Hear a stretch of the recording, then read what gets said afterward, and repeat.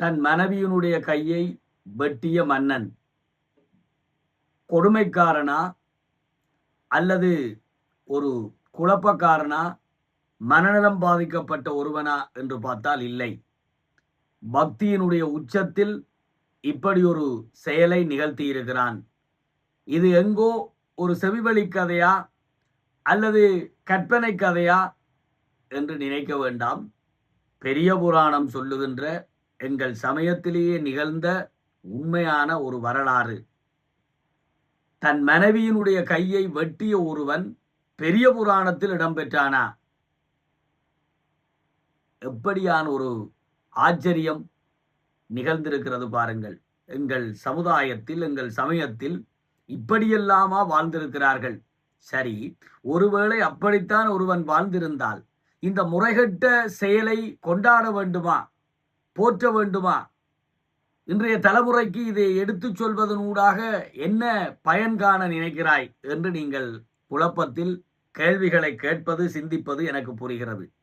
பெருமக்களே, எந்த ஒரு விடயத்தையும் அதனுடைய ஆழமான நுட்பத்தை உணர்ந்து கொண்டு புரிந்து கொள்ள வேண்டும். இங்கே நாங்கள் கைக்கொள்ள வேண்டிய முக்கியமான விடயங்கள் இருக்கின்றன. அதற்கு முதல் இந்த சம்பவத்தை பற்றி முழுமையாக அறிவோம். களச்சிங்க நாயனார் என்கின்ற ஒரு பெரிய சிவபக்தர். களல் சிங்க நாயனார் பெரிய புராணத்தில் இடம்பெறுகின்ற ஒரு ஒப்பற்ற ஒரு சிறந்த சிவபக்தர், சிவனடியார். ஒரு பல்லவ அரசனாக இருந்திருக்கிறான். நல்ல சிவபக்தனாகவும் சிவனடியார்களை போற்றுகின்ற, தன் காலத்தில் தன் தேசத்தில் மட்டுமல்லாமல் ஏனைய தேசங்களிலும் இருக்கக்கூடிய சிவத்தலங்களை எல்லாம் சிறப்பாக பேண வேண்டும் என்கின்ற பெருவிருப்பம் கொண்ட ஒருவனாக விளங்கியிருக்கிறான்.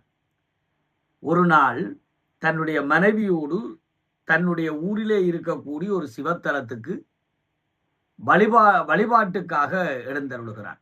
அந்த ஆலயத்திலே செருத்துணை நாயனார், செரு என்றால் கோபம், கோபத்தையே தனக்கு துணையாக கொண்டவர். அந்த கோபம் என்பது மூர்க்கத்தனமான கோபம் அல்ல, அறச்சீற்றமாக தவறான ஒரு செயலை கண்டாலோ பார்த்தாலோ கேட்டாலோ அவருக்கு கோபம் பொத்து கொண்டு வந்துவிடும். செருவை தன் துணையாக கொண்டவர், செருத்துணை நாயனார் என்று அறியப்பட்ட ஒரு நாயனார் அந்த கோயிலோடையே இருந்திருக்கிறார். கோயில் தொண்டுகள் செய்து கொண்டு, சரியை தொண்டு செய்து கொண்டு வாழுகிறது அவருடைய வளமை. இது இப்படி இருக்க, களச்சிங்கன், களச்சிங்கன் என்ற பெயரே முக்கியமான ஒரு சிறப்பை தருகிறது. வீரக்கழல் அணிந்த, வீரத்தில் விஞ்சிய, அதேவேளை பக்தியில் ஊறித்திளைத்த மன்னன். அப்ப களல் அணிந்த சிங்கத்துக்கு ஒப்பான ஒரு மன்னனாக, சிவனடியாராக இருந்த காரணத்தினால் களச்சிங்கன் என்று இவன் அழைக்கப்பட்டிருக்கிறான். தன் மனைவியோடு தன் தேசத்தில் உள்ள ஒரு சிவன் கோயிலுக்கு வருகிறான். உள்ளே வழிபாடுவதற்காக சென்று விட்டான். சற்று பின்னாக மனைவி, கூட்டத்தோடு கூட்டமாக இவர் கொஞ்சம் முன்னே போய்விட்டார். மனைவி, நான் நினைக்கிறேன் பணிப்பெண்கள் புடைசூழ பின்னே, சற்று பின்னே வந்திருப்பார் போல. ஆலய வாசலிலே பூசைக்காக வைக்கப்பட்ட பூக்கள் நிரப்பி வைக்கப்பட்டிருக்கிறது. அரிய வகை பூக்கள் எல்லாம், வாசனை நிறைந்த பூக்கள் எல்லாம் கொண்டு வந்து தட்டு நிறைய, கூடை நிறைய வைத்திருக்கிறார்கள். பொதுவாக பெண்களுக்கு இந்த மலர்களிலே விருப்பம் அதிகம். ஒரு நல்ல அரிய வகை மலர் கிடைத்தற்கரியது, காணுதற்கரியது. அத்தகைய ஒரு மலர் அங்கே அந்த பூக்கூட்டத்தோடு கிடக்கின்றது. அந்த பூவை எடுத்து முகர்ந்து பார்க்கிறார் அரசியார். அருகிலே இருந்த செருத்துணை நாயனார் இதை கண்டு மகா கோபம் கொள்கிறார். பூசைக்காக வைக்கப்பட்ட, இறைவனுடைய அர்ச்சனைக்காக வைக்கப்பட்ட பூவை முகர்ந்து பார்ப்பது மகா தவறு, மன்னிக்க முடியாத குற்றம். பொத்துக்கொண்டு வந்தது அவருக்கு கோபம். அவருக்கு கோபமே குணமாக கொண்டவர், இயல்பாக கொண்டவர். அருகிலே இருந்து ஒரு வாளை எடுத்து அரசியினுடைய மூக்கை துண்டாடி விடுகிறார். எங்கள் இலக்கியத்தில், எங்கள் சமயத்தில், எங்கள் தமிழில், வரலாற்றில் மூக்கிழந்த பாத்திரம் என்று சொன்னால் மூன்றாவது பாத்திரம். ஒன்று சூர்பனகை, பிறகு கும்பகர்ணன், பிறகு இங்கே இப்பொழுது இந்த களச்சிங்கனுடைய மனைவி. மூக்கு அறியப்பட்டு விட்டது. கோப ஆவேசத்தில் சிவனுக்கு பூஜைக்காக கொண்டு வரப்பட்டு புனித பவ்ய பொருளாக வைக்கப்பட்ட பூவை நீ முகர்ந்து பார்ப்பதா? சம்பவம் ஆலயத்தையே ஸ்தம்பிக்க வைக்கிறது. அந்த சூழலே மிரண்டு போய்விடுகிறது. செய்தி அரசனுடைய காதை வந்தடைகிறது. நினைத்து பாருங்கள் என்ன நடக்கும்.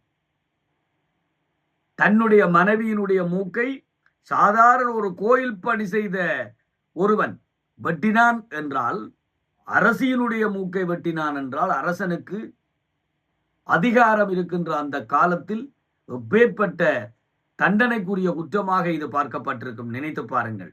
ஆனால் நடந்தது என்னமோ முற்றிலும் மாறாக, எதுவித கோபமும் கொள்ளாமல், அதிர்ச்சி அடையாமல் அந்த இடத்துக்கு வந்த களச்சிங்கன் பூசைக்காக வைக்கப்பட்ட பூவை முகர்ந்து பார்த்தது மகாதவறு.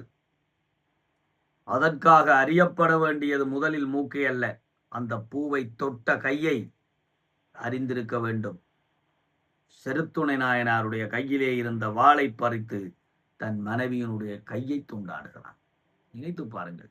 இவ்வளவு எனக்கு இருக்கக்கூடிய இது சம்பவம். இதிலே எனக்கு இருக்கக்கூடிய பெரிய கேள்வி, ஆலயம் புனிதமானது, இறை வழிபாடு புனிதமானது. இறை வழிபாட்டுக்கென்று வைக்கப்பட்ட பூசை பொருட்கள் எல்லாம் பவ்யமாக பவித்திரமாக பார்க்கப்பட வேண்டியவை சரிதான். ஆனால் அந்த பூவை தொட்டதோ முகர்ந்து பார்த்ததோ பெரிய ஒரு கையை வெட்டும் அளவுக்கு, மூக்கை வெட்டும் அளவுக்கு பெரிய குற்றமா? இதோ பாரம்மா, இப்படியெல்லாம் பண்ணக்கூடாது என்று ஒரு எச்சரிக்கை அல்லது ஒரு சிறு தண்டனை ஏதோ ஒன்று கொடுத்திருக்கலாமே. புதிதாக ஒரு இது போன்ற பூசை பொருளை நீ திருப்பி கொண்டு வந்து கோவிலுக்கு வருவித்து கொடுக்க வேண்டும் என்று ஒரு தண்டனை விதித்திருக்கலாமே. இவ்வளவு மூர்க்கத்தனம் தேவைதானா என்கிற கேள்வி எனக்கு மட்டுமல்ல, உங்கள் எல்லோருக்கும் எழும். ஆனால் அந்த இடத்தில் நாங்கள் பார்க்க வேண்டியது, அவர்களுக்கு இறை வழிபாடு என்கின்ற அந்த பக்தியிலே இருந்த மிக தீவிரமான போக்கு. இறை வழிபாடு என்பது இவ்வளவு தூரம் கட்டாயமாக தவிர்க்க முடியாத ஒன்றாக, இரண்டாம் பட்சத்தில் நினைத்து பார்க்க முடியாத ஒன்றாக அவர்களுக்கு இருந்தது. அதாவது ஒவ்வொருத்தருக்கும் ஒவ்வொன்றும் மிக முக்கியமானதாக படும். சாதாரண உலகியல் வாழ்க்கையிலே வாழுகிறவர்களுக்கு தங்களுடைய ஆசாபாச உணர்வுகள் மேலானதாகப்படும். ஆனால் லட்சியவாதிகளுக்கு இத்தகைய புனித காரியத்தில் இடையூறு என்பது இருக்கக்கூடாது. அப்படி ஒரு புரிதலை புரிந்து கொள்ள வேண்டுமே தவிர, இது ஒரு வன்மத்தை விதைக்கிறது, இது ஒரு அச்சத்தை உண்டாக்குகிறது, இப்படியான தீவிர போக்குகள் பக்தியிலே இருக்கக்கூடாது, சமயத்திலே இருக்கக்கூடாது என்று கொதிக்கக்கூடாது. பெருமக்களே, ரமண ரிஷியிடம் வெளிநாட்டிலே இருந்து வருகை தந்து சமயங்களை பற்றி ஆராய முற்பட்ட ஒரு ஆராய்ச்சியாளன் கேட்டான், இந்து சமயத்தை பற்றி நீங்கள் என்ன நினைக்கிறீர்கள்? இந்து சமயம் என்பது சுவை நிரம்பிய ஒரு தோடம்பழம். ஆனால் இந்துக்கள் அதன் சாற்றை நிலத்தில் சிந்திவிட்டு வெறும் சக்கியை மட்டும் ஏந்தி நிற்கிறார்கள். இது ரமண ரிஷி கொடுத்த பதில். அத்தகைய பதில் ஒன்றுதான் இங்கே நினைவுக்கு வருகிறது. பெருமக்களே, இந்த இடத்தில் களச்சிங்கனுடைய செயலில் நாங்கள் மூர்க்கத்தை பார்க்கக்கூடாது, இரக்கமற்றவன் என்று பார்க்கக்கூடாது. தன் பசுவுக்காக மகனையே இழக்க துணிந்த மனுநீதி கண்ட நிலத்தில் இரக்கம் இல்லாத அரக்கத்தனமா தென்பட்டது? பசுவுக்காக இறங்கிய அந்த பெருங்கருணை அல்லவா தென்பட்டது? அதுபோல பூசை வழிபாடுகளில் இது ஒரு நிலை, இதுதான் சரி என்று சொல்வதற்கில்லை. பெருமக்களே, கண்ணப்பன் இறைச்சியை கொண்டு போய் படைத்தான், தன்னுடைய செருப்பு காலால் இறைவனுடைய முகத்தில் வைத்தான். திருநீல நக்கநாயனார் என்றவருடைய மனைவியார் சிலந்தி விழுந்த போது சிவலிங்கத்தையே மாசுபடுத்தினார் என்று, அதாவது ஊதி தன்னுடைய எச்சில் பறக்கும்படியாக ஊதினார் என்று சொல்லி திருநீல நக்கநாயனார் மனைவியாரை விரட்டி விட்டார். இப்படி எங்களுடைய சமயத்திலே வியக்கத்தக்கதாக, அதாவது அந்த தங்களுடைய நிலையிலே தாங்கள் கைக்கொள்ள நினைத்த நெறியிலே அவர்கள் காட்டிய தீவிரத்தை பார்க்க வேண்டும். அந்த தீவிரம்தான் அதிலே மேலோங்கி நிற்கிறது என்பதை புரிந்து கொள்ள வேண்டும். பெருமக்களே, இந்த இடத்தில் அரசன் தன்னுடைய பட்டத்து அரசியை அந்தஸ்து வேறுபாடு பாராமல், கோயில் தொண்டன் ஒரு சாதாரண தொண்டன் என்று பார்த்து அவனுக்கு தண்டனை கொடுக்காமல், பூசை பொருள் புனிதமானது, அதை தொட்டது மனைவியினுடைய தவறு, அவளுடைய மூக்கை அறிந்தது தவறல்ல, அவளுடைய கையையும் வெட்டி இருக்க வேண்டும் என்று கொடுத்தான் தண்டனை. இது கதை. இது மட்டுமல்ல, அந்த இடத்தில் இவர்கள் செய்தது சரி என்பதற்கு என்ன நிரூபணம் என்று பார்த்தீர்களே, ஆனால் இறைவன் அந்த இடத்தில் தோன்றி மன்னனுக்கோ அல்லது அதற்கு முன்னதாக மூக்கை அறிந்த செருத்துணை நாயனாருக்கோ தண்டனை கொடுக்கவில்லை. மாறாக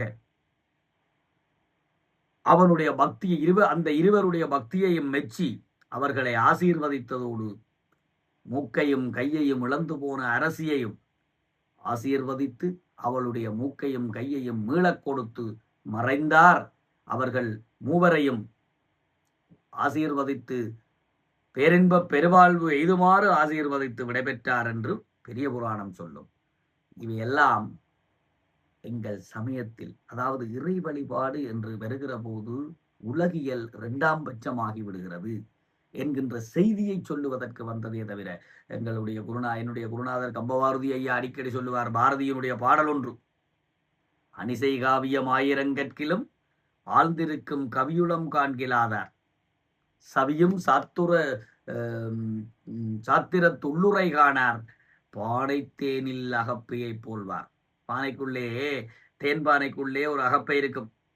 யார் யாருக்கெல்லாம் தேன் வேண்டுமோ, எப்பொழுதெல்லாம் தேன் வேண்டுமோ எடுத்து கொடுக்கிற வேலையை பார்க்கும். யார் யாருக்கோ எல்லாம் தேனை வழங்குமானால் அந்த தேனுடைய சுவையை ஒரு நாள் கூட உணர்ந்தறியாது. அதுபோல இந்த பெரிய புராணத்தில் இவ்வளவு பெரிய கதைகள், எங்கள் சமயத்தில் இவ்வளவு பெரிய அற்புதங்கள் இருந்தும் அவற்றினுடைய, அதாவது இவற்றாலே சொல்லப்படுகின்ற செய்தி என்ன என்று பார்க்க வேண்டும். அவை உணர்த்துகின்ற மேலான பொருள் என்ன என்று பார்க்க வேண்டும். அவைதான் எங்களுக்கு வழிகாட்டுமே தவிர இந்த சம்பவங்கள் அல்ல, அல்லது இந்த சம்பவங்கள் அச்சமூட்டவோ தீவிரமாக ஒருவரை தண்டிக்கவோ வந்தவை அல்ல. அதனூடாக உயர்ந்த நல்ல பண்பாடுகள், நாங்கள் கைக்கொள்ள வேண்டிய சிந்தனைகள் எமக்கு உணர்த்தப்பட்டிருக்கின்றன என்று கண்டுகொள்ள வேண்டும். அவற்றை கடைப்பிடிக்க முன்வர வேண்டும். இளைய தலைமுறைக்கு இந்த அற்புதங்களை எல்லாம் எடுத்துச் சொல்ல வேண்டும். சமய வழியிலே, இறை வழிபாட்டிலே எங்களை ஈடுபடுத்தி மேலான நல்ல நிலை அடைய வேண்டும். மேன்மைகள் சைவ நீதி விளங்குக உலகமெல்லாம் என்று இந்த சமயத்திலே இருக்கக்கூடிய அரிய உண்மைகள் பெருமைகளை சமூகத்துக்கு பயன் செய்யும் வகையில் எடுத்துரைக்கின்ற மீண்டும் ஒரு நல்ல பதிவோடு உங்களை சந்திக்கும் வரை உங்கள் அனைவரிடமிருந்தும் விடைபெறுகிறேன். சாதனை செய்க பராசக்தி. சாதனை